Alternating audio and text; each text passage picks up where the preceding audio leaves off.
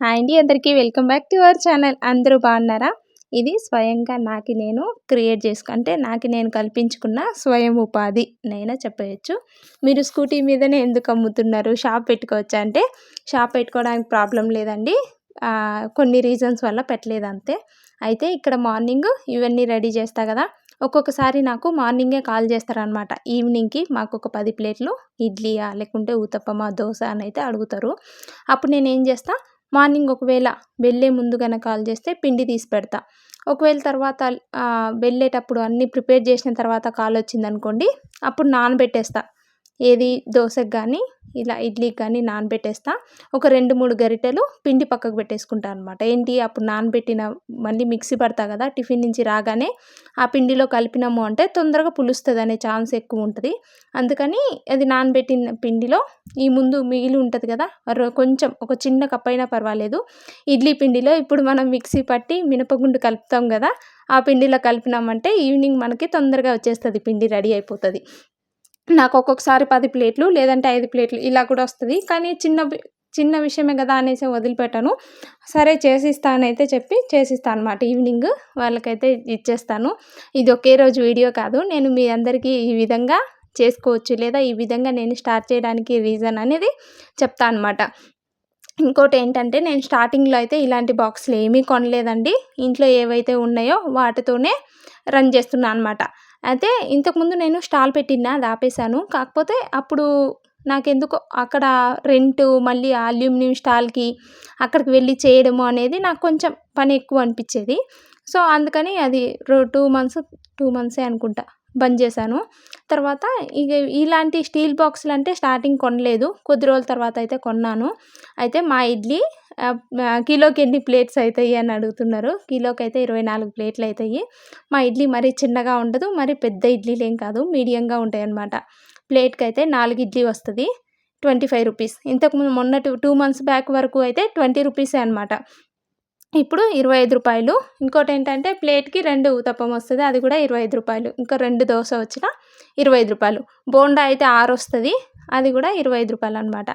చూడ్డానికి తక్కువే అనిపిస్తుంది కానీ డబ్బులు, కాకపోతే ఒక 4 ప్లేట్లు అయిపోతే మనకి 100 రూపీస్ లాగా వచ్చేస్తది కదా. 4 ప్లేట్లు అంటే ఎంత? 8 దోస వేస్తే అయిపోతది.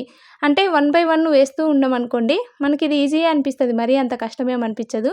అలాగే ఒకరి కింద పని చేయాలి అన్నా సరే, అక్కడ ఏదైనా చిన్న మనకి ఇంట్లో ప్రాబ్లమ్ వచ్చినా వాళ్ళని అడిగి, లేకుంటే వాళ్ళు ఒప్పుకుంటేనే మనకి సెలవనేది దొరుకుతది. అదే నేను కల్పించుకున్న ఈ స్వయం ఉపాధి నాకు నేను క్రియేట్ చేసుకున్నది.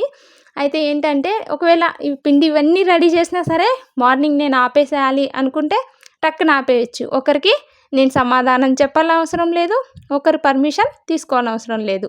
ఇంకోటేంటంటే ఇదే నేనెందుకు ఇదే నేను ఎందుకు చేస్తున్నా అంటే, మా మా వారి తరపున గానీ, మా తరపున గానీ సపోర్ట్ అంటే పెద్దవాళ్ళు ఎవరు లేరండి. ఇద్దరు చిన్నపిల్లలు ఉంటారు. చిన్నపిల్లలంటే 3rd క్లాసు, 1st క్లాసు. ఇలా ఇద్దరు చిన్నపిల్లల్ని పట్టుకొని నేను ఇంక వేరేది ఏదైనా చేయొచ్చు బిజినెస్. అంటే శారీస్ తెచ్చి పెట్టుకోనో, లేకపోతే టైలరింగ్ షాప్ పెట్టుకోవడమో, లేకుంటే ఇంట్లో అయినా. కాకపోతే అదేంటంటే ఇప్పుడు మనము పెట్టుబడి పెడతాము, కష్టపడతాము. అది ఎదురు చూడాలి కదా. ఎవరైనా మన దగ్గర శారీస్ వచ్చి కొంటారా? లేకపోతే ఏదైనా జ్యువెలరీ వచ్చి కొంటారా? లేకపోతే ఎవరైనా ఇస్తారా? ఇవ్వరా? టైలరింగ్ అయినా సరే ఎవరైనా వచ్చి మనకి ఇస్తే, అప్పుడు మనం ఆ పని చేసి ఇస్తే మనకి మనీ వస్తది. అది రోజులు పట్టొచ్చు, వారాలు పట్టొచ్చు, నెల పట్టొచ్చు.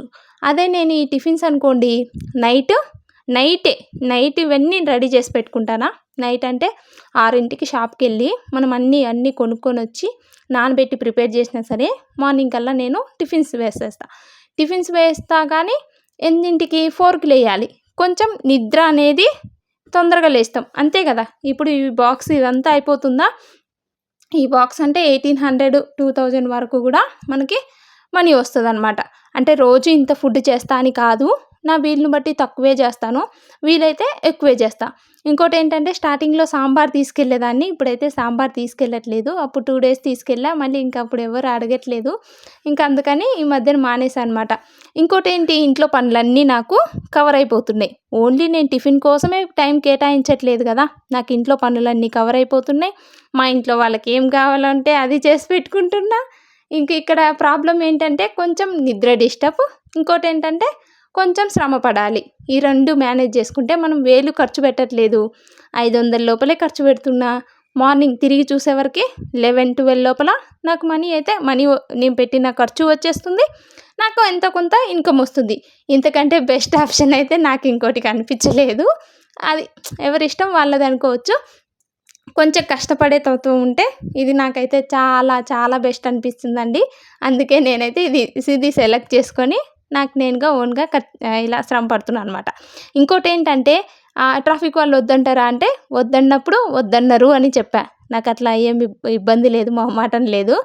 నాకు అప్పుడు అంటే అక్కడ రోడ్ అనేది పెరుగుతుంది కాబట్టి అప్పుడు వద్దు అన్నారు. వద్దు అని చెప్పేసాను కదా. వాళ్ళు వద్దు అన్నారంటే వాళ్ళకి మనకి ఏ శత్రుత్వం ఏం లేదు. కాకపోతే వాళ్ళ రూల్స్ ప్రకారం వాళ్ళు వద్దన్నారు. మళ్ళీ ఏంటంటే వేరే అన్న వాళ్ళు పెడుతున్నారు కాబట్టి నేను పెడుతున్నా. ఏదైనా సరే ఉన్నది ఉన్నట్టు చెప్తున్నా అండి. నన్ను ఎవరన్నా తప్పు పడతారా అని నేను క్రియేట్ చేసి మాట్లాడడం నాకు ఇష్టం లేదు. ఏదైనా సరే ఇంకోటి ఏంటంటే మనీ అయినా సరే నేను ఒకసారిగా ఏదైనా చిన్న వస్తువు పెట్టి ఒకసారిగా మనీ తెచ్చుకున్న మనీ అది రోజు మైనస్ చేస్తూ ఉంటా కాబట్టి నాకు ఒక్కసారిగా అమౌంట్ వస్తుంది అంటే ఇన్ని వేలు వస్తుందా అన్ని వేలు వస్తుందా అని కాదండి. నేను ఎక్కువ రోజులు సెలవు కూడా పెడతాను. ఇంకోటి ఏంటంటే వచ్చిన రోజు 500 పైన వస్తుంది. వచ్చిన రోజు 1000కి 500 to 1000 వస్తుంది.